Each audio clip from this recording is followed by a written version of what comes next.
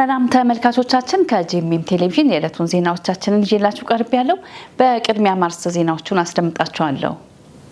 የኢትዮጵያ ሃይማኖት ተቋማት ጉባኤ ሴት ልጅ ግርዛትንና ያለ ዕድሜ ጋብቻን በመከላከል ዙሪያ የሃይማኖት መሪዎች ተሳትፎ ስልት ዝግጅት አውደ ጥናት ተካሄደ። በሳውዲ አረቢያ ቢያንስ 65 ኢትዮጵያውያን ስደተኞች የሞት ፍርድ እንደሚጠብቃቸው ሂዩማን ራይትስ ዎች አስታወቀ። ከውጭ በህንድ የቀረበው አዲስ ረቂቅ አዋጅ መንግስት የቤተ ክርስቲያን ንብረቶችን ለመውረስ መንገድ ሊከፍት እንደሚችል ተነገረ። ተመልካቾች ከዜናዎቹ ጋር ቤቴል ታምራት ነኝ። ወደ ዝርዝር ዜናዎች አለፍኩኝ። የኢትዮጵያ ሃይማኖት ተቋማት ጉባኤ የሴት ልጅ ግርዛትንና ያለ ዕድሜ ጋብቻን በመከላከል ዙሪያ የሃይማኖት መሪዎች ተሳትፎ ስልት ዝግጅት አውደ ጥናት ተካሄደ። የኢትዮጵያ ሃይማኖት ተቋማት ጉባኤ በሴት ልጅ ግርዛትና ያለ ዕድሜ ጋብቻ መከላከል ዙሪያ የሃይማኖት መሪዎች ተሳትፎ የስልት ዝግጅት አውደ ጥናት አካሂደዋል። የአውደ ጥናቱ ዋና ዓላማ የሃይማኖት ተቋማትና መሪዎቻቸው በሴት ልጅ ግርዛትና ያለ ዕድሜ ጋብቻ መከላከል ላይ ከዚህ ቀደም የተጠቀሙባቸውን ስልቶች በማጠናከርና አዳዲስ ውጤታማ የሚሆኑ አካሄዶችን በመመርመር እንደ ቤተ እምነቱ አካባቢ ተግባራዊ የሚሆኑ ስልቶችን ማዘጋጀት እንደሆነም ተገልጿል። በመርሃ ግብሩ ላይ ከተለያዩ ቤተ እምነቶች የተወከሉ የሃይማኖት አባቶች፣ የሴቶችና የወጣቶች አደረጃጀቶች ተሳትፈው በጉዳዩ ዙሪያ ጥልቅ ውይይት አድርገዋል። ተሳታፊዎቹ የተለያዩ አስተያየቶችና ልምዶችን በማጋራት የሚጠቅሙ የስልት ግብዓቶችን አቅርበዋል። በአውደ ጥናቱ መጨረሻ ከተሰበሰቡ ግብዓቶች በመነሳት ከባለሙያዎች ጋር በትብብር የተደራጀ የስልት ሰነድ ለማዘጋጀት በመስማማት መርሃ ግብሩን አጠናቀዋል። የአዲስ አበባ የሃይማኖት ተቋማት ጉባኤ የቦርድ አመራሮች የኢትዮጵያ አርቲፊሻል ኢንተለጀንስ ኢንስቲትዩትን ጎበኙ። መሪዎቹ በጉብኝታቸው ኢንስቲትዩቱ ያለውን አጠቃላይ የስራ እንቅስቃሴ የሚያስቃኝ ገለጻ የተደረገላቸው ሲሆን ተቋሙ በሰው ሰራሽ አስተውሎት የታገዙ የፈጠራ ስራዎችን በማበልጸግ በሀገሪቱ ማህበራዊና ኢኮኖሚያዊ እድገት ላይ አስተዋጽኦ እያበረከተ መሆኑም ተገልጿል።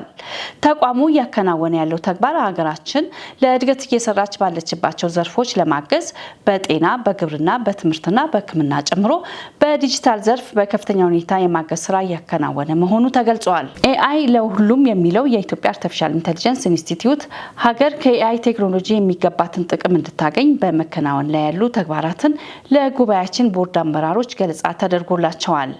መሪዎች በበኩላቸው በተመለከቱት ነገር መደነቃቸውን ገልጸው ተቋሙ ችግር ፈቺ የቴክኖሎጂ ውጤቶችን የሚበለጽግበትና ለትውልድ የሚተላለፍ አቅም ያለበት ስፍራ መሆኑን ገልጸው እየተሰራ ያለውን ስራ አድንቀዋል። መሪዎቹ የሮቦቲክስ ወርክሾፕ፣ የምርት ማሳያ ክፍሎች እንዲሁም የኤአይ ስታርታፕ ማዕከልን ጎብኝተዋል። የአዲስ አበባ የሃይማኖት ተቋማት ጉባኤ በተቋሙ ለተደረገልን አቀባበልና መስተንግዶ ምስጋናውን ያቀርባል። መረጃው የአዲስ አበባ የሃይማኖት ተቋማት ጉባኤ ነው። በሳውዲ አረቢያ ቢያንስ 65 ኢትዮጵያውያን ስደተኞች የሞት ፍርድ እንደሚጠብቃቸው ሂዩማን ራይትስ ዎች አስታወቀ። በሳውዲ አረቢያ ቢያንስ 65 ኢትዮጵያውያን ስደተኞች ከአደንዛዥ እጽ ጋር በተያያዘ ክስ የሞት ፍርድ እንደሚጠብቃቸው ሂዩማን ራይትስ ዎች አስታወቀ። የሰብአዊ መብት ተሟጋቹ የሳውዲ አረቢያ ባለስልጣናት ባለፈው ሳምንት ማክሰኞ ሚያዝያ 13 2018 ዓ.ም 3 ኢትዮጵያውያን በሞት መቀጣታቸውን ገልጾ የሌሎቹ ፍርድ ተፈጻሚነት ግን እንዲዘገይ መደረጉን በሪፖርቱ አመላክቷል። ዓለም አቀፉ የሰብአዊ መብቶች ተቋም ሚያዝያ 21 2018 ዓ.ም ባወጣው ሪፖርት በሳውዲ አረቢያ ከቅርብ ዓመታት ወዲህ በተለይም ከአደንዛዥ እጽ ጋር በተያያዙ ወንጀሎች ኢትዮጵያውያንን ጨምሮ በርካታ የውጭ ሀገር ዜጎች ላይ የሞት ቅጣት መፈጸሙን አስታውቋል።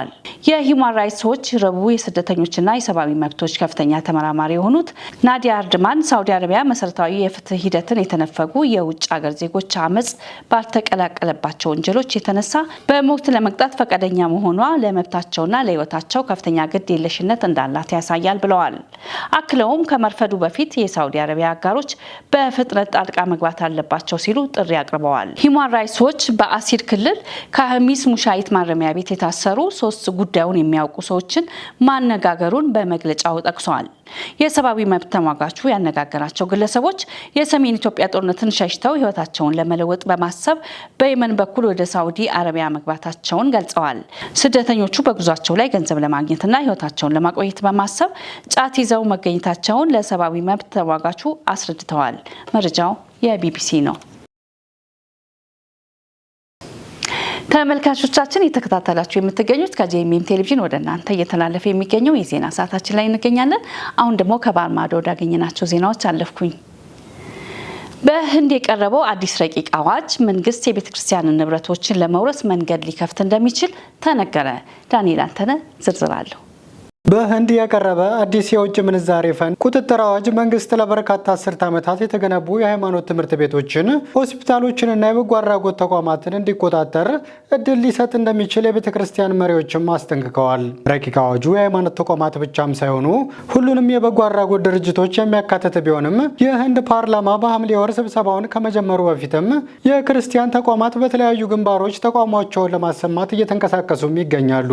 የህንድ መንግስት እንደ አውሮፓውያን አቆጣጠር መጋቢት 25 ቀን 2026 ዓ.ም በታችኛው የፓርላማ ምክር ቤት ወይም ሎክሳባ ያቀረበው የ2026 የውጭ ሀገር መዋጮ ቁጥጥር የማሻሻያ ረቂቅ አዋጅም አንድ ድርጅት ምዝገባውን ሲሰርዝ በውጭ ፈንድ የተገነቡ ንብረቶች የሚተዳደሩበት መንገድ ለማስተካከል የቀረበ ቴክኒካዊ ማሻሻያ እንደሆነም ገልጾታል።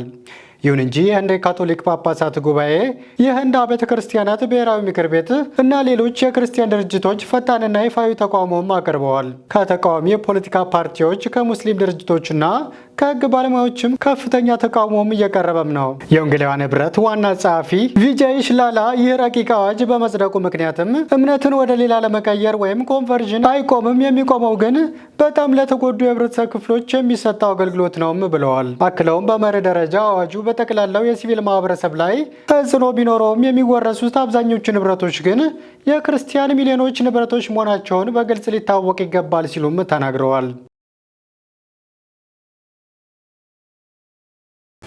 በመጨረሻም በአዲሱ የአሜሪካ ልዩ የፓስፖርት እትም ላይ የዶናልድ ትራምፕ ምስል ሊካተት መሆኑ ተነገረ። አሜሪካ የተመሰረተችበትን 250ኛ ዓመት የምስረታ በዓል ምክንያት በማድረግ በምታወጣው ልዩ የፓስፖርት እትም ላይ የፕሬዝዳንት ዶናልድ ትራምፕ ምስል ሊካተት እንደሚችል መረጃዎች ጠቆሙ። ይህ ታሪካዊ የተባለለት አዲስ ፓስፖርት የአሜሪካን የታሪክ ጉዞና ታዋቂ መሪዎችን ለመዘከር ታስቦ የተዘጋጀ ሲሆን ፕሬዝዳንት ትራምፕ በአገሪቱ ታሪክ ውስጥ ያላቸውን ጉልህ ስፍራ ከግምት ውስጥ በማስገባት በልዩ እትሙ ላይ እንዲታዩ መወሰኑ ተገልጿል። ምንም እንኳን የአገሪቱ የውጭ ጉዳይ ሚኒስትር ጉዳዩን በይፋ ባያረጋግጥም ከፕሬዝዳንቱ የቅርብ አማካሪዎች የወጡ መረጃዎች ግን ዲዛይኑ ተጠናቆ ለህትመት ዝግጁ መሆኑን ያመላክታሉ። አዲሱ ፓስፖርት የሀገሪቱን የነጻነት አዋጅና የመስራች አባቶችን ምስል የያዘ ሲሆን የፕሬዝዳንት ትራምፕ ምስልም ከነዚሁ ታሪካዊ ሰነዶችና መሪዎች ጎን ለጎን እንዲታተም መደረጉ ለ250ኛው ዓመት የምስረታ በዓል ትልቅ ስጦታ ተደርጎ ተወስዷል። ይህ ዜና እንደተለመደው በአሜሪካ የፖለቲካ ምህዳር ውስጥ የተለያዩ አስተያየቶችን እያስተናገደ የሚገኝ ሲሆን የፕሬዝዳንቱ ደጋፊዎች ውሳኔውን ታሪካዊና የሚገባቸው እውቅና ሲሉ የገለጹ ሲሆን ተቃዋሚዎች በበኩላቸው እርምጃው አወዛጋቢ ሊሆን እንደሚችል ስጋታቸውን በመግለጽ ላይ ናቸው። ይህ ልዩ የፓስፖርት እትም በቅርቡ ለህዝብ ክፍት እንደሚሆን የሚጠበቅ ሲሆን የፕሬዝዳንቱ ምስል መካተት ፓስፖርቱን በሰብሳቢዎችና በተጓዦች ዘንድ ይበልጥ ተፈላጊ ያደርገዋል ተብሎ ይታሰባል። ተመልካቾቻችን የዕለቱን ዜና ከማብቃቴ በፊት አርዕስተ ዜናዎቹን ላስታውሳችሁ። የኢትዮጵያ ሃይማኖት ተቋማት ጉባኤ የሴት ልጅ ግርዛትንና ያለ ዕድሜ ጋብቻን በመከላከል ዙሪያ የሃይማኖት መሪዎች ተሳትፎ ስልት ዝግጅት አውደ ጥናት ተካሄደ። በሳውዲ አረቢያ ቢያንስ 65 ኢትዮጵያውያን ስደተኞች የሞት ፍርድ እንደሚጠብቃቸው ሂዩማን ራይትስ ዎች አስታወቀ። ከውጭ በህንድ የቀረበው አዲስ ረቂቅ አዋጅ መንግስት የቤተ ክርስቲያን ንብረቶችን ለመውረስ መንገድ ሊከፍት እንደሚችል ተነገረ። ለዛሬ ያዝናቸው ዜናዎቻችን ይህንን ይመስሉ ነበር። አብረናችሁ ቆይታ አደረግነው እኔ ቤቴል ታምራት ከአዘጋጆቹ ነጻነቱ አቁማና ዳንኤል አንተነህ እንዲሁም ከመላው ስቱዲዮ ባለሙያዎቻችን ጋር ከእናንተ ጋር ነበርን። ቀሪ የጄኤምኤም ቴሌቪዥን ፕሮግራም ይቀጥላል። ሰላም ሁኑ።